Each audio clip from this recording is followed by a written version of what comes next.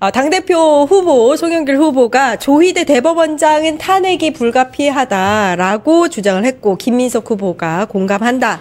이렇게 한 목소리를 냈습니다. 사실 조희대 대법원장 탄핵 이야기는 민주당에서 이전부터 나왔던 이야기인데, 뭐 여러 가지 국면이 이제 뒤따르면서 이게 좀 뒤로 갔던 이슈이기도 했어요. 근데 이번에 송영길 후보가 이 탄핵 이야기를 내세운 이유가 있지 않나요? 계기가 있었지 않나요? 전 너무 늦었죠. 이게 원래 전당대회라는 것이 이런 것을 하라고 있는 장이라고 보거든요. 그간에 당이 미진했고 미흡했던 것들을 되돌아보고 앞으로 어떤 개혁과 어떤 비전을 갖고 민주당이 나아갈 것인가를 이야기하는 것이 바로 전당대회에서 이루어져야 될 것인데, 사실은 이 조희대 관련된 대법원 관련된 문제 제기는 진작에 있었어야 됐는데 지나치게 보안 수사권에 오히려 당이 매몰되는 바람에 더 중요한, 그만큼 검찰개혁보다 중요한 사법개혁 부분을 좀 놓치고 있었다. 이제 검찰개혁이 완수됐으니까 본격적으로 사법개혁에 대해서 전당대회에서 이 문제를 들고 나온 것은 송영길답다. 전 그렇게 생각을 하고요. 예. 어떻게 보면은 가장 큰 검찰과 사법에 대한 피해자이잖아요, 송영길 대표가. 그래서 오히려 또 어디 설득력이 있는 것 같고요. 김민석 후보가 사실은 송영길 대표보다 먼저 이야기는 했었어요. 근데 파급력은 송영길 대표의 요즘 최근에 유행하는 왜 나왔어 왜 뭐 이런 것처럼 이렇게 그 화끈한 말씀 때문에 더 회자가 되고 있는 것 같습니다. 아하. 예, 송영길 후보가 내세운 탄핵 사유를 보면은 지금 노태학, 이흥구 대법관 임기 다 찼는데, 노태학 대법관 같은 경우에는 5개월 동안 지금 공석인 거잖아요. 그래서 이런 임명 제청이 좀 늦어지는 거, 그다음에 12.3 비상계엄 때 뭐 이제 사법부에서 별다른 역할을 하지 못한 거, 동조했던 거 일부. 그다음에 대선 개입 의혹, 요거는 이제 이재명 대통령의 재판 같은 경우에 전원합의체 2주 만에 뭐 이렇게 판결 낸 거 있잖아요. 그거 얘기하는 것 같아요. 어떻게 보고 계세요? 좀 죄송한 말씀이지만 뭐 어쩌자는 건가 싶어요. 네, 무슨 말씀이냐면 대법원장 탄핵 같은 경우는 헌법과 법률에 중대한 위반이 있을 경우에 가능합니다. 네. 근데 현재 특검에서 밝혀진 사법부의 개입 의혹이 뭐 의혹은 있으나 밝혀진 바 없죠. 없는 부분이고, 대선 개입 같은 경우도 정황은 누구나 봐도 정황은 이상하죠. 예, 그 많은 것을 기록조차 보지 않고 일주일도 안 되는 시간 만에 파기환송을 보냈다라는 것, 이상하긴 하지만 어쨌든 그동안 국회에서 그렇게 많이 팠지만 위법사항이 나오진 않았습니다. 않았고요. 이번에 대법관 제청하는 부분 역시 중대한 위법사항은 아니에요. 여기 명확하게 정리되어 있는 문제입니다. 정리된 문제고, 민주당 내에서도 몇몇 의원들, 특히나 뭐 해당 그 발의안까지 나왔었는데, 이런 부분에 대해서 당 지도부에서 교통정리한 것은 탄핵이 사실상 어렵다. 그러니 자진사퇴 압박으로 가자. 뭐 이런 부분으로 교통정리가 됐던 부분인데, 이것을 지금 와서 사실 전당대회에서 이런 부분을 강하게 주장할 거면은 어떠한 사유로 인해서 그것이 탄핵 사유가 해당하니, 이러저러해서 해당하니 이 부분에 대해서 탄핵을 해야 된다. 여태까지 탄핵 안 하고 뭐 했냐. 이렇게 나가야 되는 건데, 사실 지금 뭐 탄핵을 해야 된다라고 주장만 하지만, 근데 그 대법원장 탄핵이라는 것은 삼부위원회에 대한 탄핵이잖아요. 이렇게 어마어마한 주장을 하면서도 거기에 대한 명백한 논리조차 제시하지 못하고 있기 때문에 사실 좀 너무 가벼운 말이긴 하지만 뭐 하자는 건가 싶습니다. 아니 근데 송영길 후보가 지금 방금 말씀하신 것처럼 이제 당시 당대표였던 정청래 후보가 이 조희대 대법원장 탄핵을 제대로 추진하지 않았다. 거기에 대한 책임론을 좀 또 들고 나왔더라고요. 그러니까 그 예전에 그 누구죠, 최상목 전 권한대행이 마은혁하고 그다음에 누구를 마은혁 헌법재판관하고 또한 누구였는데 2명을 임명했는데 그중에 마은혁을 임명을 안 했잖아요. 맞아요. 그것은 헌재가 거기에 대해서 국회 권한을 침해한 위헌 행위라고 했단 말이에요. 그러면 헌법을 무시한 대법원 조희대 대법원장에 대해서 충분한 위헌 사례가 있으니 이것에 대해서 바로 문제 제기를 하고 강한 압력이든 아니면은 그 탄핵을 추진한다는 강력한 모습을 보였어야 된다는 것이었던 것 같아요. 근데 그때만 해도 정청래 대표는 본인이 보안수사권 폐지, 완전한 보안수사권 폐지가 본인이 어떻게 보면 슬로건이었거든요. 그러다 보니까 보안수사권이 전당대회에서 본인의 가장 큰 무기로 쓰여져야 된다고 생각을 했는지 지금 계속 논란이 되고 있는 김민석 전 총리는 5월에 보냈는데 당이 이거를 늦췄다라고 진실공방이 벌어지고 있는 거잖아요. 예. 그래서 이것이 보안수사권 외에 다른 사법개혁, 조이대 탄핵 추진이라는 새로운 것이 나오는 것이 그렇게 정청래 전 대표 입장에서는 탐탁지 않았을 것 같다라는 것이 이제 제가 생각하는 이유였던 것 같고요. 오늘 보니까 그 민주당하고 조국혁신당, 진보당에서 탄핵까지는 아닌데 그 법사위원들이 모여서 기자회견을 했어요.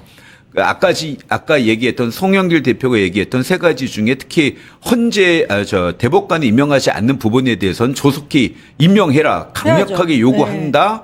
라고는 지금 기자회견을 해서 이것이 앞으로는 법사위에서 가장 그 큰 이슈가 될 것으로 좀 보이고 있습니다. 예. 그 청와대도 사실은 앞서 보도가 청와대에서 이제 송영길 후보와 김민석 후보가 띄운 이 대법원장 탄핵론에 대해서 같은 뭐 공감하고 있다 뭐 이런 얘기가 나왔다가 일단 부인은 했어요. 그러면서도 후임 대법관 인사 제청은 빨리 좀 이루어졌으면 좋겠다 이런 얘기는 있었고요. 예. 아무튼 두 후보가 밀고 있는 가운데 정청래 후보 측에서의 다른 반응은 관련해서는 없는 것 같네요. 네, 관련해서 반응은 없고요. 제가 한 가지 좀 첨언을 드리자고 하면 대법관 임명 제청을 안 한 것은 시작이 올해 3월입니다. 노태학 그렇죠. 의원이 퇴임이 그렇죠. 3월이니까 예. 네. 3월이고 뭐 예컨대 저는 해당 사유가 중대한 법률 위반 사유가 아니라고 보는데 탄핵에 이를 정도의 그렇다 하더라도 3월에 퇴임을 하고 지금 7월입니다. 8월. 예. 이 정도 기간 흐른 걸 가지고 바로 대법관을 탄핵한다라고 나오면 그거는 뭐 사법체제에 대한 흔들기밖에 안 되죠. 탄핵 그 사유도 안 되고요. 그렇기 때문에 송영길 후보가 그 설사 그때 이후로 대법관 임명제청을 새로운 문제로 제기해서 탄핵을 거론했다 하더라도 너무 성급하지 않나라는 생각은 듭니다. 예. 근데 뭐 전당대회 전술로는 꽤 괜찮죠. 전술로는 괜찮죠? 예, 전술로. 괜찮죠. 전술로는 괜찮나요? 예, 예. 예. 근데 사실 이유가 하나 이제 대법관 임명 제청이 늦어진 거 직무유기 요거는 후에 그러니까 플러스 정청래 대표 알파가 왜 된 거고. 아무것도 안 했냐. 이거죠. 플러스 알파. 아무튼 뭐 그 전당대회 전략으로는 예, 괜찮은 괜찮은 전략이다. 그러면은 표심에도 그럼 영향을 미친다고 보시는 거예요? 글쎄 뭐 이미 보안수사권 가지고 너무 첨예하게 대립하고 지금 오히려 더 관심 있는 건 노사모 이야기 아니에요? 그렇죠. 예. 조희대 이야기부터 해볼까 하는데요. 조희대는 진짜 문제가 너무 많아. 근데 지금 전당대회 이슈 때문에 이게 너무 많이 묻혀 있어가지고 정말 속상합니다. 지난 3월에 노태학 대법관이 퇴임을 했어요. 그런데 조희대는 후임 대법관 제청을 아직도 하지 않고 있어요. 후보 추천위원회가 이미 1월에 그러니까 퇴임 전에 후임을 결정을 해야 될 거 아니야. 네. 지난 1월에 후보 4명을 추천해둔 상태야. 그거 소개 좀 해주세요. 네, 실제로 4명 1월에 이미 추천을 했습니다. 김민기 수원고법판사, 박순영 서울고법판사, 윤성식 서울고법 부장판사, 손봉기 대구지법 부장판사. 그 4명을 추천을 1월에 이미 했습니다. 이미 1월에 했습니다. 그러면 이 가운데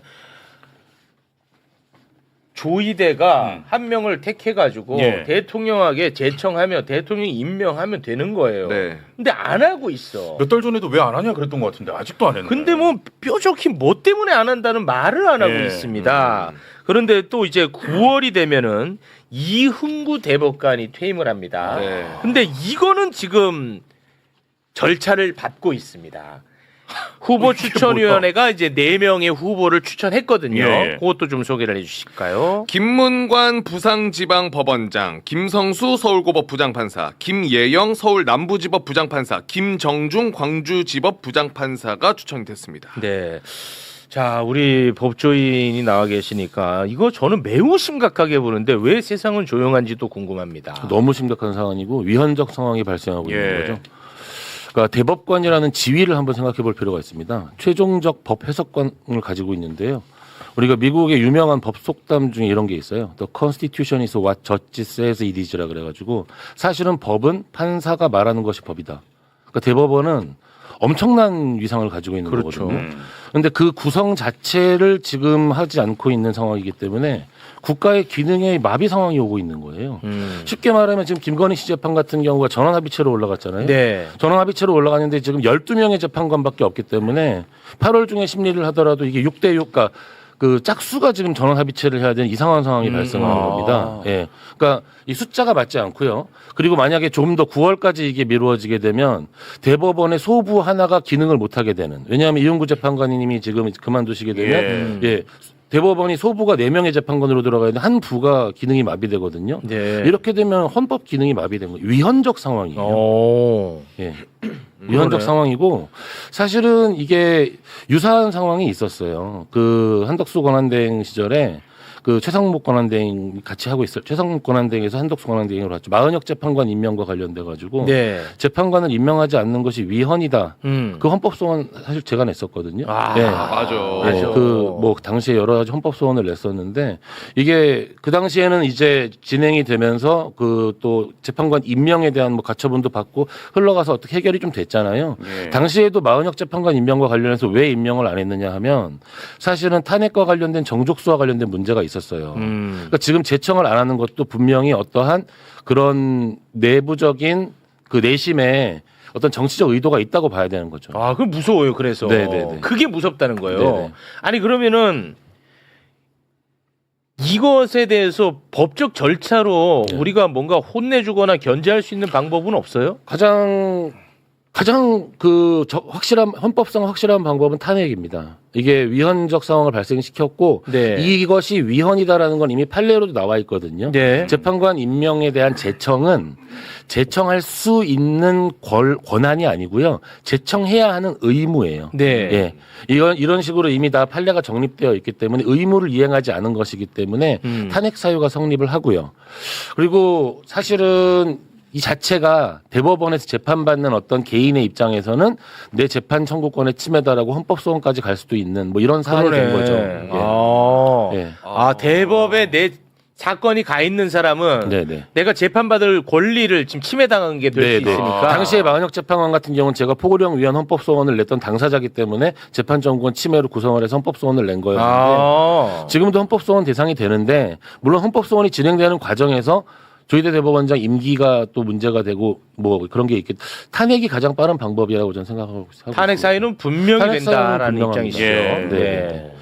이렇게 생각할 필요가 있어요. 이게 대법원장이 제청이라는 게 역사적인 걸 잠깐만 설명을 드리면 사실은 유신헌법 전에는 대법관 추천회의라든지 어떤 이런 그 절차가 있었거든요. 대통령이 대법원장을 임명하면 대한민국의 모든 대법관은 대법원장이 제청하도록 돼 유신헌법 때 들어온 겁니다. 이게 사실 우리가 개헌을 하면 이 부분도 지금 손을 봐야 되는 굉장히 중요한 조항이에요. 현재 대법원이요.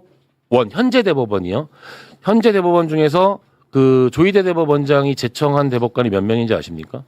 현재 예, 6명입니다. 6명이고요.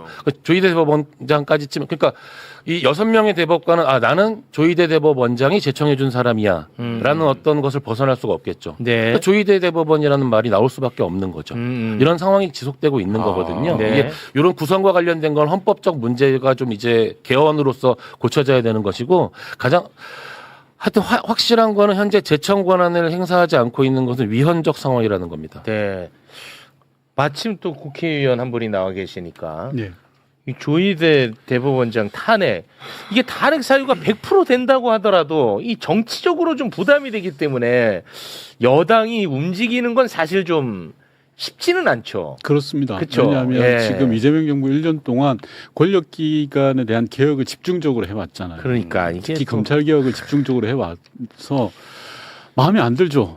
조희대 대법원장 하는지 보면 방금 우리 변호사님 말씀처럼 맞아. 꿍꿍이가 있죠. 네. 야, 끝날 때까지 불안해요. 불안해요, 진짜. 불안한데 이게 개혁에 대한 여러 가지 생각들이 있다 보니까 네. 여러 가지 정치적으로 부담스러움을 느끼는 의원들이 꽤 있습니다. 그렇죠. 나도 이게 뭐 정말 너무 화가 나고 당장 탄핵시켜야 된다. 예. 이렇게 나는 말하는 건 쉽고 나는 그렇게 말할 거예요. 하지만 또 예. 정치인으로서 이게 또 쉽지 않을 것 같긴 해. 대통령 임기가 5년이잖아요. 대통령 임기가 우리 단임제이기 때문에. 근데 실제로 일을 할 수 있는 건 초반 한 3년이거든요. 4년차, 5년차 가면 아무래도 힘이 빠질 수밖에 네. 없고 동력이 만들어가는 게 힘들어서 초반에 개혁 과제들을 집중하는 게 맞습니다. 네. 그래서 이재명 정부는 1년 차에 권력기관 개혁에 대해서 집중했죠. 네. 당적인 힘을 합쳐서. 네. 근데 지금 2년 차 들었단 말입니다. 2년 차에 이 조이대 변수를 어떻게 할 거냐. 참 어려워요. 참 있는 그대로 큰일이다. 말씀드리면. 네. 그러니까 지금 대법에서 자꾸 이상한 행동들을 많이 하고 있어. 예. 지금 이것도 그렇지. 그리고 시민단체가 윤석열의 대통령 시절에 네. 특활비를 공개하라고 소송을 냈었어요. 예전에. 그 당시 이제 다들 까먹었겠지만 2022년 5월 13일에 윤석열이가 강남 한식당 고급 한식당에서 돈 많이 쓴 거. 야간 500만 원 이상 예. 썼다는 얘기가 있고 네. 그리고 막 영화 보고 할 때 맞아요. 그때도 뭐 특활비로 쓴 거 아니냐 이제 그런 얘기들이 좀 있었거든요. 네. 그래서 이제 시민단체가 그 공개하라고 소송을 냈어. 그런데 2심까지 다 이겨버렸어요. 오. 근데 대법에서 끌다가 며칠 전에 패소 취지로 뒤집어 버렸습니다. 며칠 전에. 요것도 좀 정리를 해주세요. 예, 그게 패소 취지로 나왔는데 사실은 패소는 아니고 이겼는데 진 판결이라는 이상한 결과가 도출됐어요. 이게 사실은 대법원에서 2년 2개월을 끌었습니다. 그러니까 2024년 4월에 대법원으로 갔거든요. 네. 대법원이 신속 심리했으면 사실은 그냥 승소로 끝나는 건데 지금 2022년 4월에 대법원에 갔는데 2024년 그러니까 2025년이죠. 2025년에 대통령이 바뀌었잖아요. 네, 대통령이 2025년. 그 지금 1년이 넘는 기간 동안 대법원이 들고만 있었어요. 그리고 지난주 금요일 날 그 판결문이 나왔는데 판결문이 몇 장이 나왔는지 아십니까? 원고지 5장짜리가 나왔습니다. 원고지 5장짜리에 뭐라고 썼냐면 피고가 잘못된 것 같아. 기록이 지금은 다 대통령 기록관으로 갔거든. 이게 끝이에요. 이게 뭐냐 하면 패소인 것 같지만 사실은 원고가 그냥 대통령 기록관장한테 다시 신청하면 이기는 소송인 거예요. 예.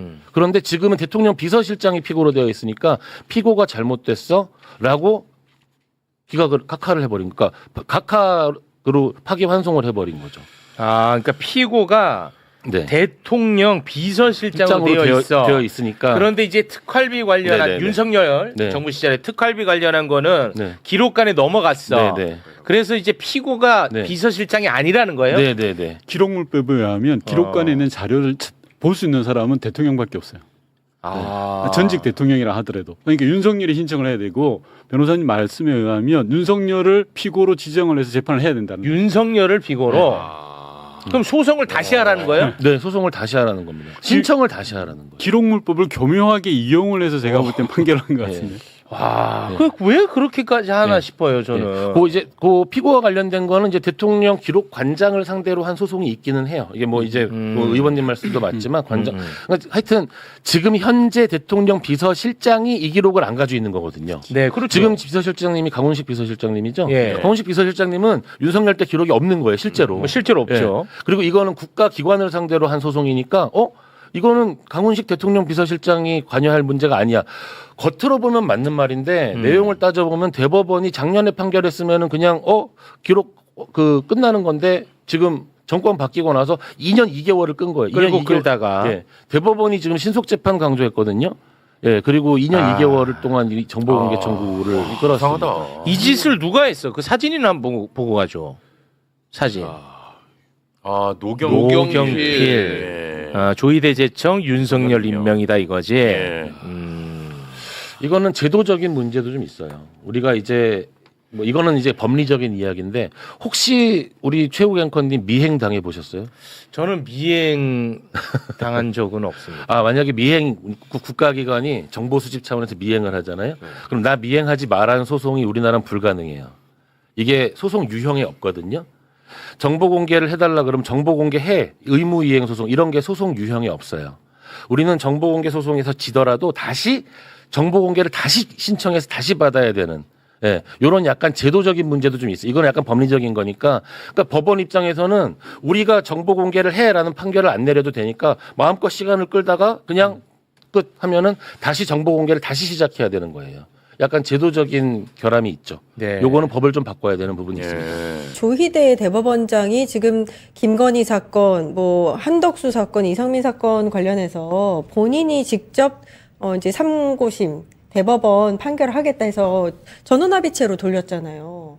요게 좀 시간 끌기라는 얘기가 있더라고요. 시간 끌기 이상의 의미가 있을 수도 있습니다. 이게 사실은 오히려 본인한테 사건이 왔을 경우에도 본인이 스스로 기피해야 될 사건이거든요. 그러니까 예를 들면 뭐 선거법 사건 같은 경우에는 이제 아시기 중앙선관위원장이 대법관이 보통 하니까 대법관이 회피하고 그래요. 근데 본인이 이거를 자기한테 온 사건이 아닌데 본인이 재판장인 방식으로 돌려서 하는 거란 말이에요. 예. 근데 지금 조희대에 대해서는 계속 내란 관여 여부가 계속 논란이 되고 있잖아요. 이거를 본인한테 가져가는 건 단순히 끌기가 아니라 자기가 대법원장으로서의 그런 지위를 남용이라는 말을 제가 썼는데 남용해서 판단을 하겠다는 의미일 수도 있어서 제가 봐서는 오히려 이제 국민적 의혹이나 이런 재판의 그런 신빙성을 흔드는 일인데 왜 이렇게 하는지 잘 모르겠어요. 그러니까 재판도 지연시키고 지금 전원 합의체 회부하면서 본인이 어떤 판결을 내릴지 그거까지 우리가 봐야 되는 상황에서 대법관 임명 제청도 지금 한 분 그 노태학 대법관은 7개월 정도 미뤄졌고 네. 이훈구 대법관도 지금 이제 곧 마지막이기 때문에 다음을 해야 되는데 그거 가지고 또 이 얘기까지 나와요. 청와대랑 1대1로 지금 거래하는 거냐. 네.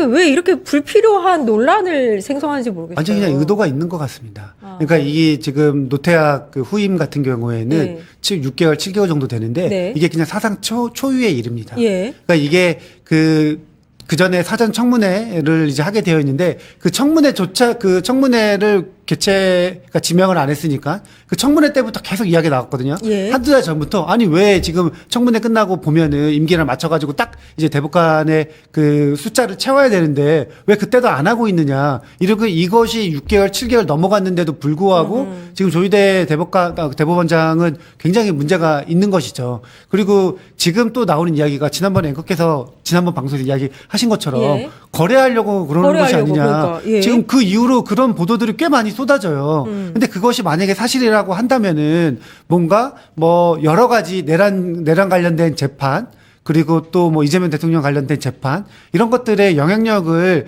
자신이 계속 하겠다 이런 뜻을 그냥 아예 대놓고 보여준 것이라고 생각할 수밖에 없을 것 같습니다. 이게 자격이 없는 사람이 대법원의 장을 맡고 있다는 생각이 자꾸 들어요. 그래서 굉장히 불안합니다. 그러니까 사실 뭐 조희대 대법원장에 대한 탄핵이가 자꾸 나오는데요. 예.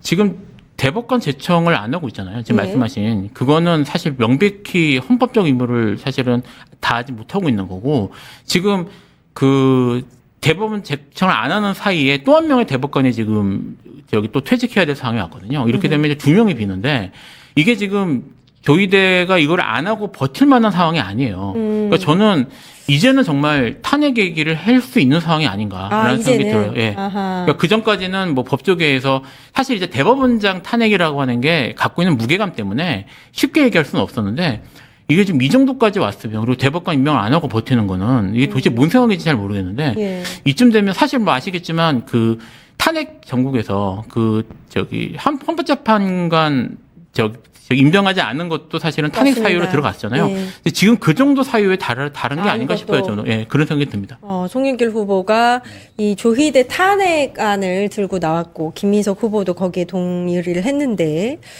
이 부분에 민주당 내에서 좀 추진을 해볼 만하다. 변호사님 의견으로는 이렇게 말씀해 주셨습니다.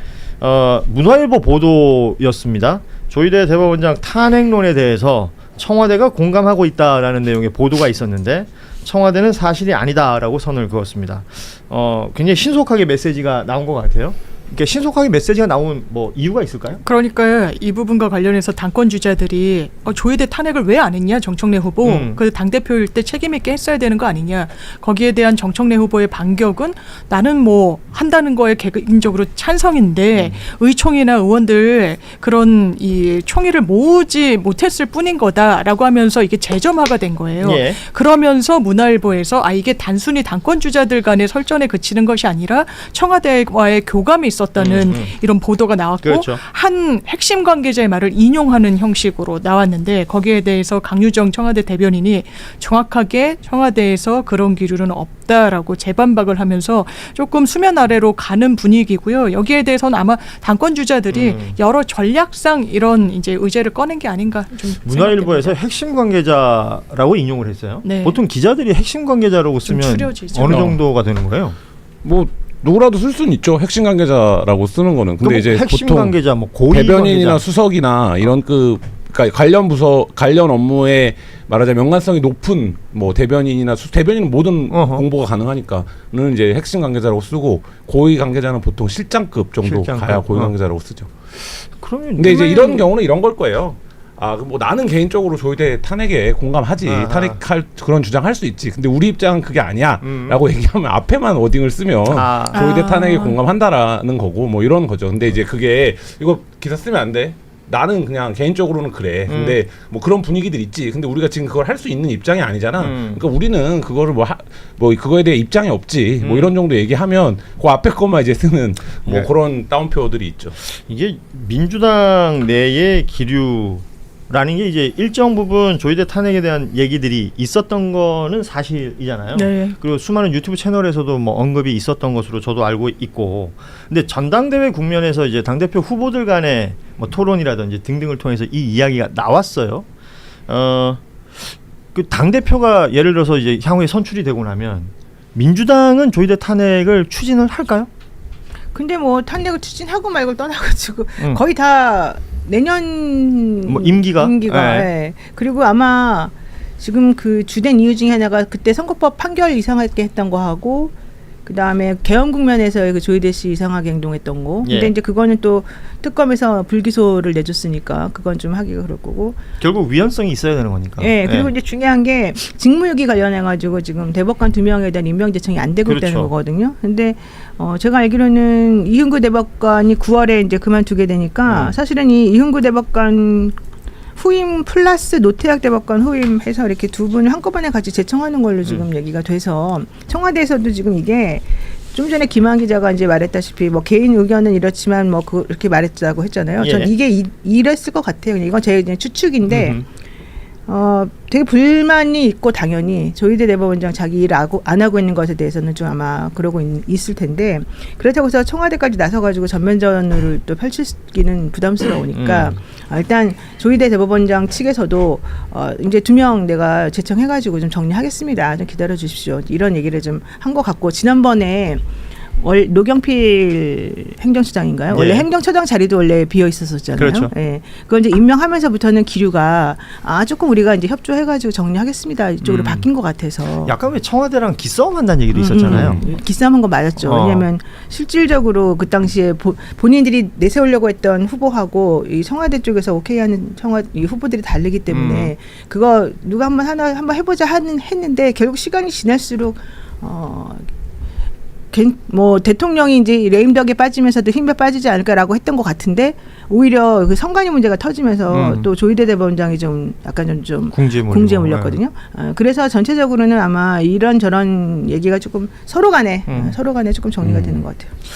그러니까 이흥구 대법관 후임자가 일단 채워져야 되는 것도 맞는 거고 그리고 사실은 그 전에 이제 노태학 전 대법관은 뭐 한참 시간이 지났잖아요. 네. 그리고 이런 경우가 없어요. 조희대 그러니까. 대법원장은 진짜 좀 혼 좀 나야 돼요.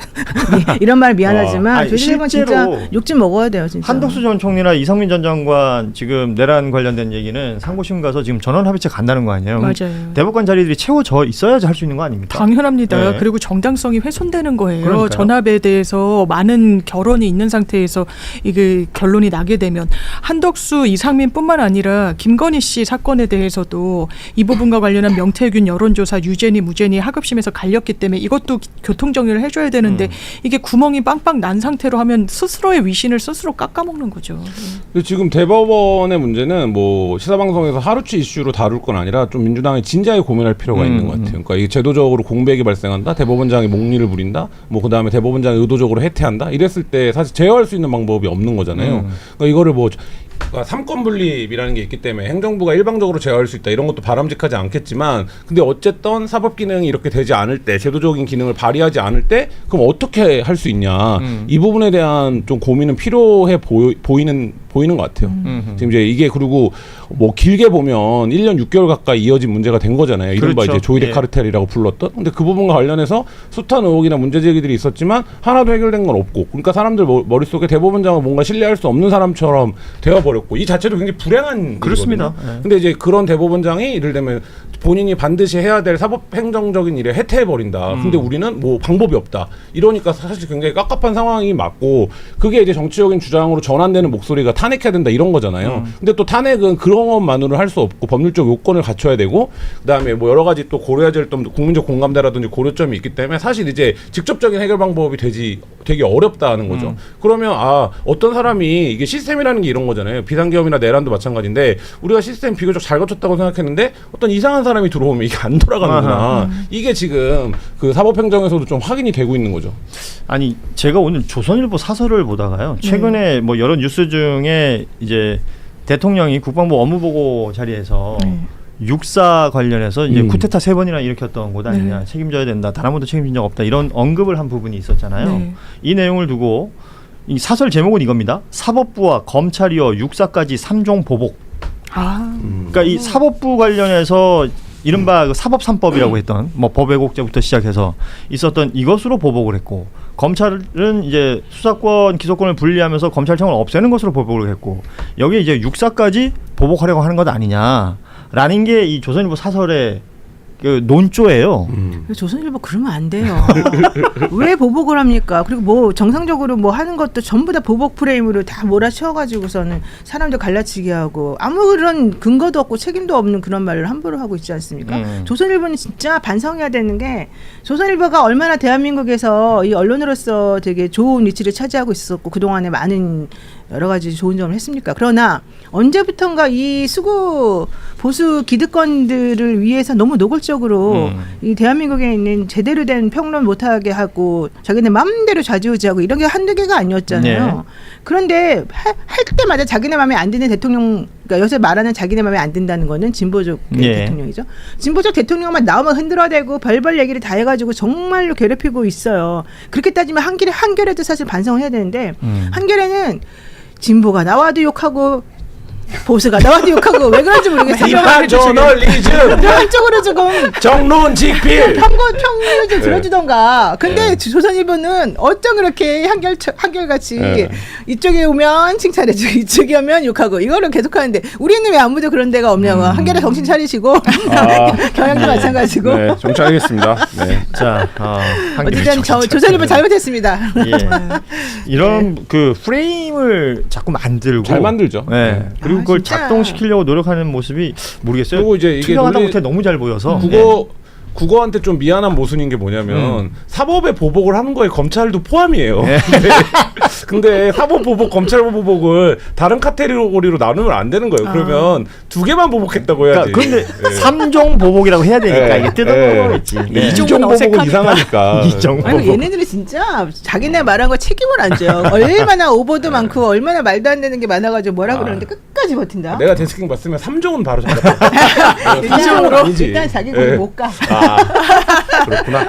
안 될 수도 있지. 뭐 이런 내용들까지도 이제 사실 뉴스가 나오면 그 뉴스 뭐 표면 표면만 이제 인지하기보다는 그 맥락을 좀 읽을 필요가 있는데 조희대 대법원이 결과적으로 일정 부분 자신들이 해야 할 직무 유기를 한 것 아니냐. 그러니까 대법관 제청을 해야 되는 부분에 있어서 유기라기보다는 그냥 더 센 표현을 써야 돼요. 이건 유기가 아니라 그냥 해태나 뭔가 사보타지나 사보타지까지. 뭐 이런 거죠. 그러니까 오히려 적극적으로 저항하고 있는 거예요. 저항이죠. 저항. 이런 식으로 이제 보여지는 부분들까지도 좀 맥락을 짚어야 된다. 그러면 그 이유는 무엇이냐. 법을 바꿔야 되고 어떻게 바꿔야 되냐면 어쨌든 이렇게 그냥 무기한 대로 자기네 마음대로 안 해도 되게끔 상황을 만들면 안 되고 이게 보니까 지난번에 윤석열 때부터 계속해서 사법부 헌법재판소 재판관도 마찬가지고 이 구성원들의 정족수를 채우지 않아도 되게끔 지금 법이 허술하게 구멍이 나는 게 많으니까 조희대 대법원장 같이 이렇게 대법원장이 마음대로 이렇게 하지 못하게 하고 최소한 3개월 이전에는 무조건